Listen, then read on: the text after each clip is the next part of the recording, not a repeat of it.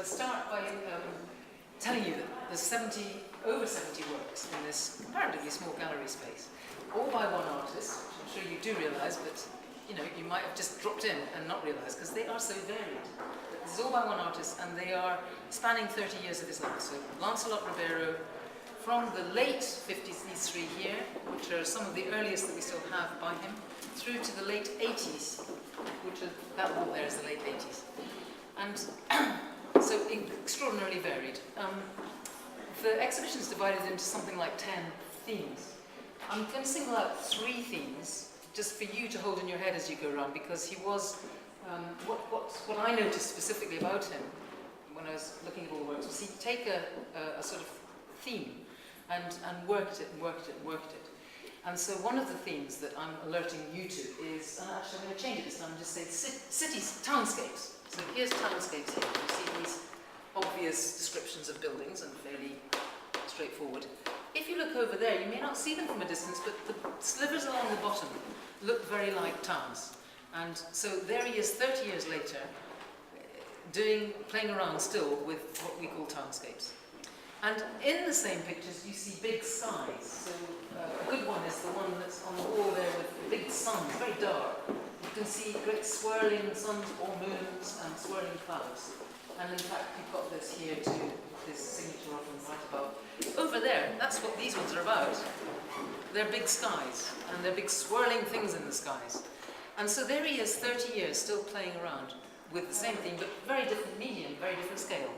These are big oil paintings, these are small watercolours mixed with pen and ink and other metallic colours and so on. The third one I mentioned to you is if you look down that end of the room, you'll see these heads, and I call them, well, we've called them faceless faces because they are hard to actually see the features of the face on most of them. Monstrous heads is what you could call them as well, or I think of them like that. So there you have 3 themes to hang on to when you're wandering around the exhibition, and you'll spot other ones, and we've divided them into different things.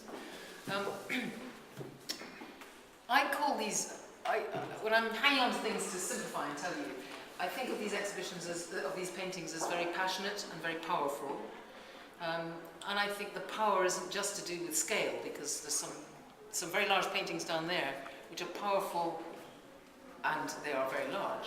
But I think these ones are very powerful too, and I think the power sometimes can be to do with his very skillful ability with line and colour and a tremendous sense of scale. A powerful sense of drama in a tiny painting there. So do look closely when you go around the whole exhibition. And I call them troubled as well, and tortured really, and harsh. And they come from the kind of expressionist tradition.